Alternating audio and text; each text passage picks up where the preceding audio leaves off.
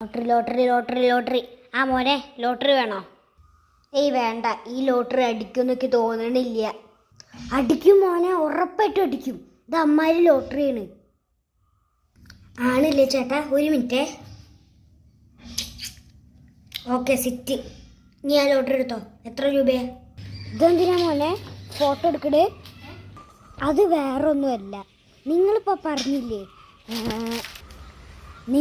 പറഞ്ഞില്ലേ ഈ ലോട്ടറി എന്തായാലും അടിക്കുന്നു. ആ പറഞ്ഞു. എന്തേ?